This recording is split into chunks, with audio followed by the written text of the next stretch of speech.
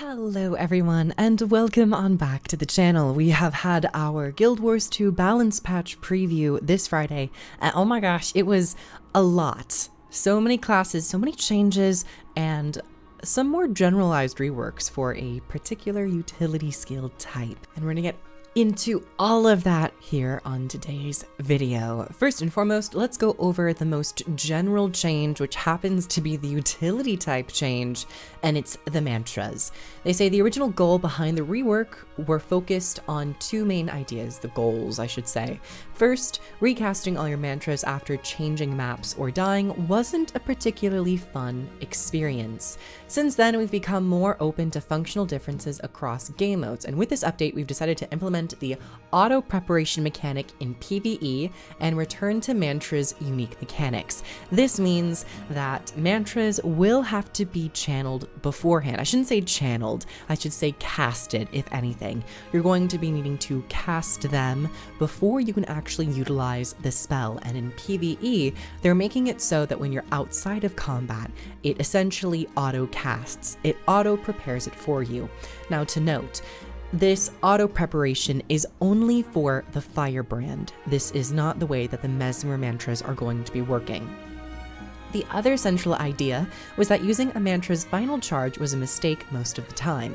This is commonly due to an imbalance between the value of the initial charges and that of the final charge. We don't want to tilt the scale so far in the other direction that rushing through the mantras as quickly as possible is always optimal. There should be cases for each play pattern. We believe that this balance can be reached with the previous version of mantras, and with the primary issue resolved via auto-preparing firebrand mantras, we decided to return all mantras to their old functionality. So, in summary, mantras will again need to be prepared, firebrand mantras will have a more powerful final charge, Mesmer mantras will gain an effect upon finishing their initial cast, and in PvE maps, firebrand mantras will automatically prepare when out of combat and not on cooldown. There's a lot going on here. First and foremost, I gotta say, it's quite interesting to see them revert a fundamental change to a utility type as the mantras and return it back to 2016-2017 era where you had to prepare the spell beforehand and then you have certain number of charges of them. When they reverted and changed, I should say, when they changed the mantras to be instant cast, I and many of us really thought that this was a loss of flavor. In my opinion, mantras essentially became cantrips. They became instant activation abilities, which didn't really have a lot of gameplay finesse, nor did it really open up a lot of gameplay potential. It's all just instant cast abilities that can't be interrupted or really countered in any way. And with this change, they're reverting it back to a channel and a charge and a cast time. You actually can interrupt them when you're in combat, particularly in competitive modes. But even in PvE, if as a firebrand, you utilize all of your charges and then you have to wait the cooldown, if you are re-channeling your mantras, you might get interrupted, which is very probably rare, but it's still a possibility. Now, I gotta say, I do appreciate this reversion to the old mantra playstyle. I would much rather have a utility skill feel fundamentally different and be interesting both visually and mechanically. So yes, I am in favor of this, particularly for the Mesmers. Firebrand mantras, however, I still don't know if they're going to be valued in a way where people are going to use the final charges to then have to wait the cooldown and then the preparation cast time of it. Even back when you had to prepare them, the final charge of those firebrand mantras, in my experience, weren't as compelling to use, and oftentimes I would just use 2 charges and then wait and then perpetually sit in that second charge, and very rarely utilize the final activation of the mantra. I would love to see those final mantra spells be improved if this is really what they want to do. So yes, I am in favor of this. But I'm also somewhat worried that we're just going to revert back to 2016 era and it's just going to feel kind of clunky and not really get the entire use out of the skill type, particularly for firebrands. Now for Mesmers, they actually get an activation ability when you finish the initial cast. So preparing the mantra in and of itself is a spell effect. And I think that's actually phenomenal. I think it's really great and it's going to feel nice.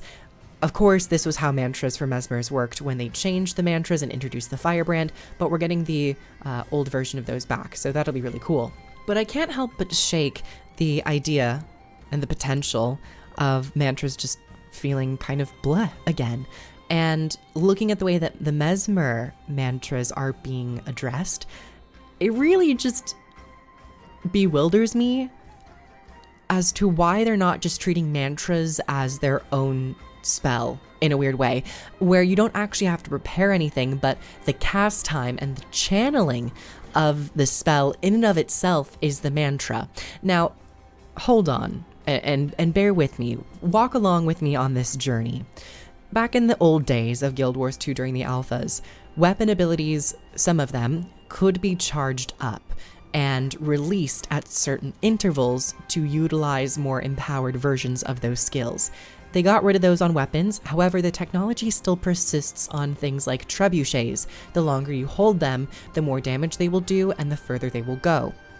I don't know why they're not just implementing this very streamlined concept into mantras and kind of allowing them to fill a very unique gameplay feel, where you don't have to do any of this middleman work of preparing a spell, but you have the decision to charge up a spell if you want to and if you have the time to get a more empowered effect. And conversely, if you don't have the time, you could just tap it for a weakened effect. Just to talk about another game for a brief moment, World of Warcraft just released their new expansion and with it the Drakthir class. They have empowered skills, which is essentially the exact same thing that I'm talking about, where if you want an instant activation ability and you need like an emergency button or just a more minor effect, you can hold it down you could tap it essentially and use a really weaker version of that spell. However, if you hold on to it, that spell changes, it becomes more powerful, it goes a greater distance, it applies more effects. I really don't know why mantras are so convoluted, where if we just look at the Firebrand heal mantra, perhaps if you tap it, you get a very minor self-heal and a second of protection and resolution. If you charge it over the duration of 2 seconds or something and it's max charge, maybe it does a larger heal for yourself, heals allies in the area, and provides those boons for a longer duration, just so that you can have something to also, get a risk reward, where Firebrand mantras take a long time to charge and you're not getting any initial reward out of it. You then have to just spam your abilities. I don't know why it can't just be baked into the long cast time, and where you have those options of short cast time or long cast time. Nevertheless, those are the mantra changes, and it didn't really work super well back in the day.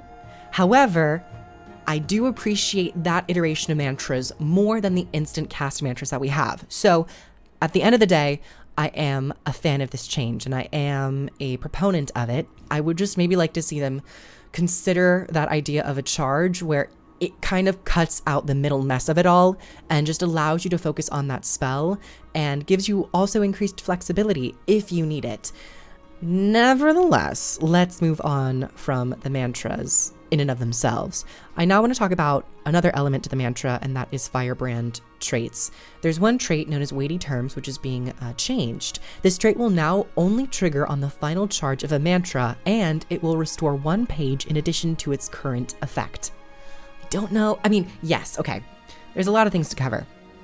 This also is touching on the Firebrand rework a few months back. One issue of Firebrand, in my opinion, is that we don't have a lot of control over any page generation.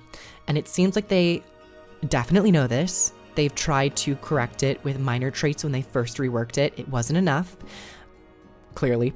And they are now trying to do it again with Weighty Terms, where if you use the final charge, you're getting a page back. I'm not sure if this is the way to do it. It just feels like you are pressuring the final charge more, and also you are basically just compelled to wait on that cooldown and then go through the long cast time just to cycle through all 3 again. I'm not sure if people are really going to be taking this for its intended use, and the page generation just feels like an afterthought almost, where it feels as if it should be something more controllable. It's almost as if I don't need the page generation on this trait at all. What I would actually like to see is have one of the mantras generate pages for you. Perhaps the mantra of liberation, like an elite mantra, or maybe the mantra of I'm not sure. I don't know where to put it, but I would love to see some utility type, probably a mantra because it's a firebrand, where when you prepare it and utilize it, you get pages back. So you have something more tangible, more in control, and something that is perhaps more refreshable and is more logical to the idea of an initiative system. Looking at the thief, we have roll for initiative, where you have these certain utility skills where you can activate it whenever you need and get the desired resource to utilize your profession mechanics and also your in the case of thief, your abilities. So yeah, I'm not sure how to really feel about this. On one hand, I am excited and happy that they are recognizing the page issue that comes with this rework of not allowing them to be utilized as proficient tomes where you can kind of stick in them, but you instead have to then juggle pages around. So yeah, we're gonna have to still see where this is gonna go, but I'm not sure I love this from a paper perspective, and I don't know if it's going to feel as impactful in a gameplay experience. But I would love to hear what you all have to say about the mantras and also, by extension, the firebrand pages.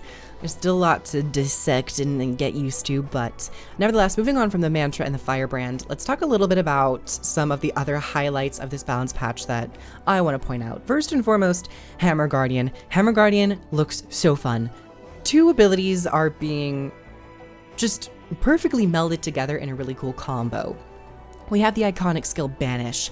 This skill will now mark the enemy for 5 seconds, and Mighty Blow will consume the mark to teleport to the target. So by using your fourth ability, you can isolate an enemy, and then quickly using your second skill, you can teleport and strike them, which it's just... They showed it off and it looks so cool. I'm so happy to see that they are kind of pushing into this really interesting combo. It does feel a little Willbendery, and I actually raised this question in the Lightbringers podcast that I was on today, and that question is regarding the actual teleportation of this skill. Is it a teleport or is it a shadow step? Because if it's coded as a shadow step, then if you take a Willbender and those traits, you'll actually get a fair amount of defensive boons by just using your Banish into Mighty Blow. So we'll have to see how it all ships up and shapes out and shapes up and chips out. Is that? Anyways, next we have Zealot's Embrace. This is your third ability on the hammer. This skill will now grant barrier when striking enemies. I am so excited. This is the very first moment of barrier on Guardian, and it's really interesting. I don't know if I would have put it on this one. I maybe would have put it on Mighty Blow and then just reduce the amount of barrier that you get per target struck, so that, because it is a fairly spammable spell. Zealot's Embrace is just a very CC skill, but now it's defensive in nature because you're getting barrier. So maybe the pillar of Guild Wars 2 balance is slightly being shaken because it's no longer just super purity of purpose, but nevertheless. And the last little bit for Guardian is Willbender. This is pretty big. Willbender virtues no longer remove the active effects of other Willbender virtues. I'm gonna be honest, I'm a little on the fence about this. On one hand, people really love it, and you might hate me for saying this. It is really a quality of life feature, a quality of life update to not have those virtues removed. And some people will be really excited about that because people love feeling powerful. But I gotta say, I don't love this from a thematic standpoint or an elite specialization standpoint or a skill level standpoint. Guild Wars 2's balance, I feel like a broken record at this point, is all about buffs. Very little to do with nerfs or really keeping the integrity of an elite specialization or forcing players to make those decisions, in my opinion. I feel like a lot of those elements have been stripped away, and this just is another case of that. And it's, in my opinion, going to feel like just you're playing an empowered version of Core Guardian. And granted, You only get those passive effects when you utilize the ability. It's on a timer, which is definitely different from Core Guardian, but it was also the element of purity of purpose in that brawlery gameplay, which I really appreciated. You had to be skillful with how you utilized those abilities. And I've seen people on the Reddit say, like, I'm so happy that I'll be able to stick with my burn willbender, get all the procs on F1, but I'm not going to lose it if I need to teleport out. But I'm like, that's kind of the ebb and flow of the gameplay, is that you have to know when to sacrifice something in order to either survive or to jump on a vulnerable target and get that damage out. So on what it is objectively above, I can't complain on that regard. But for the sake of the gameplay of the elite specialization and also the philosophy around the elite specializations, I begin to question that integrity. But nevertheless, balance is always here to shake things up. Let's move on to a couple other highlights I want to mention. Elementalist staff. I'm super happy to see that Water Blast can now target allies to focus on your healing. It's great. Also love that Geyser and Healing Rain are being buffed, Geyser in competitive modes, but now Healing Rain will heal allies for each condition removed and increase condition removed per pulse from 1 to 2 in PvE only. So you'll be able to get some more on-demand healing from this if you are in situations where conditions are being applied. Once again, I hope to see more conditions coming into the game, but yeah, love Healing Rain. I think this change and update is very reasonable to a 5th ability on your staff. And next we have Frozen Ground. This skill now grants Frost Aura to allies in the area when the field is created. We talked about this on the podcast, but I want to reiterate, this feels like an unnecessary buff. I kind of am sad that they're just integrating this into the baseline and are not leaning into that combo field aspect and highlighting that combo field aspect to emphasize the Frost Aura. It also is removing that purity of purpose idea, with this ability being more about CC and controlling enemies. I would have rather have seen Frozen Ground apply slow and chill to really be a punishing, chilling field, but instead they're integrating Frost Aura into this, and it's not like you can transmute it on an Elementalist, which we also talked about, and Boots World of Enders was very keen to point out. So it's unnecessary to me, and a lot of these, many balance updates in recent memory, I've left with the sentiment of, well, that was unnecessary, but I guess we're doing it. So yeah, next up, Gust. We got some more UI and targeting function. Windborne Speed will grant super speed, which is fantastic, and Transmute Earth will now grant stability instead of protection in a 600 radius. So you'll be able to get that extra support and stability to make sure that your allies are staying on their feet, which I love. And then for Elementalist, Tempest, Lucid Singularity now will pulse in addition to granting a larger amount of alacrity when you finish it. This is really great for those who wish to cancel cast and or need to dodge. You'll still get some alacrity out of this, and you'll have a little bit more flexibility. In my opinion, because you are still getting more on the final bit, you're gonna essentially, if you are that alacrity Tempest and you need to upkeep that alacrity, you'll probably be playing the game no different. You'll be sitting in your overload and camping it. Now you have a little extra flexibility, which is great, but you're still going to be in that mindset of just tunnel visioning those overloads and making sure you complete them. I would have loved to have seen Alacrity come on Rebound instead of Fury, and maybe also integrated into something like Water Globe on the Warhorn 5. Just as it passes through people, it pulses out 2 or 3 seconds of Alacrity. I would love to see more of this very vital boon for healers be integrated into their skills more organically, so that you can get your healing and your boon application and or abilities that are purely just boon application, and especially not just on abilities that make you sit in it for 4 seconds. Very quickly, I want to mention just Reaper. I'm super excited about the melee Reaper shouts. You'll get more effects and more use out of these shouts if you're in melee range, and I want to take a moment to highlight Blighter's boon. This trait now also triggers when removing a boon from an enemy, and not just applying boons to yourself. So, in PvE and in competitive modes, you might get a little bit more use out of Blighter's boon, and you might feel its impact just a little bit more. Next, moving on to Warrior as our final highlight of this patch. talking a little bit about Berserker, I actually really like the change to Sundering Leap. Get Aegis and reduced cooldown so you can utilize it more often. And also, Dead or Alive, the Blood Reckoning duration of this trait has been increased by 3 seconds, or not by, but up to 3 seconds. So you'll get longer to play in the Berserk mode and get some healing.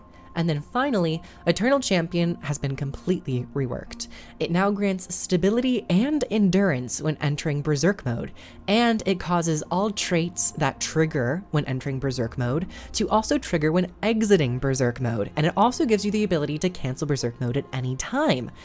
This is a very, very good elite Grandmaster trait to emphasize that brawlery, bruisery gameplay. That stability and endurance is fantastic, but you also have to remember that elements such as Dead or Alive and the Minor trait, which grants you a damage immunity for 3 seconds or so, will also be proccing when you leave Berserk mode. So you're going to get a lot of more windows of survivability and sustain, especially if you're immune and healing for those beginning moments and also the end moments. This is really cool. Eternal Champion is going to be a very interesting Grandmaster, and I can definitely see myself playing around with it in those PvP modes. And then finally, Bladesworn. Huge. Y'all, this was so exciting. I originally, when I first talked about it, I was like, this probably could have been like a trait that you had to take. No, I kind of really love this just as a baseline element to the Bladesworn. Your auto attack and your second ability will now additionally fire out projectiles, those bullets. So you can now have a standard melee and ranged function for your Bladesworn gunsaber. Swift Cut, Steel Divide, Explosive Thrust all fire out additional projectiles. However, enemies that are hit by the melee attack take reduced damage from the projectile, so it ultimately equalizes out to roughly the same amount of damage. At least that's what I believe they said on the live stream, but I love it. It looks good. The animation, you know, you have those Bladesworn projectile shells, which are really cool. And then your second ability, Blooming Fire, no longer causes explosions along the length of your strike, which I'm kind of sad about. I wish that was also in the game and still persisting. Instead, the skill now launches a projectile at your target, shattering on contact and causing those explosions to trigger. So it's going to be mostly a purely ranged based attack. I wonder if they could do something where if you're in melee, you get more damage out of it. I'm not quite sure, because it feels like your second and third ability now are just purely ranged abilities. So I like it, but maybe that's something new that I just thought of. Maybe adding another melee element, or, you know, getting more reward for being in melee combat. You know, sometimes people have that discussion versus melee and ranged. So yeah. And then Cyclone Trigger will also grant you Aegis in addition to blocking missiles, and the duration of the block remains the same. So yeah. Also, Artillery Slash has also changed. This, your third ability, now will consume all of the ammo when used, gaining bonus damage and different effects based on the amount of ammo consumed. In PvP, you get like a daze, and it just does more damage, which is kind of interesting. Maybe you're gonna get more use out of that elite Bladesworn, that artillery, like restocking your ammunition skills. So that'll be fun. Those are all of my highlighted moments from this balance patch that I wanted to talk about. Mostly the mantras. I think that was pretty huge. Guardian changes are also interesting. Mesmer changes are interesting, and I wanted to just pinpoint elements to the staff Elementalist. I would also really love to see more damage come to the staff for Elementalist. I would love to see Meteor Shower be reworked a little bit to be more reliable and not so much about RNG and which type of enemy hitbox you're fighting. But that's just me. And also, Warrior comes out, in my opinion, in my initial review, as a very interesting profession in this balance patch. They've been getting a lot of love recently, and they are continuing to get some improvements and updates. Thank you all so very much for coming on by. I would love to hear your thoughts down below, because this is, I would say overall, this was fairly positive. I think this was a good balance patch. There are just a couple elements to it that I want to highlight, particularly with the mantras. I'm loving that they are reverting them. However, I'm also questioning why they didn't just try maybe a bit more of a streamlined version of it. Maybe they already thought of it and they're just like, it doesn't work, but I don't see why it wouldn't. But yeah, I'd love to hear you down below. And if you'd like to support the channel, head on over to Patreon, comment down below your thoughts, subscribe, comment, like, share, do all that stuff. And if you'd like to hit me over on Twitch, I stream on Twitch usually every other day of the week, and I will catch you all in the next video. Bye everyone! Mwah.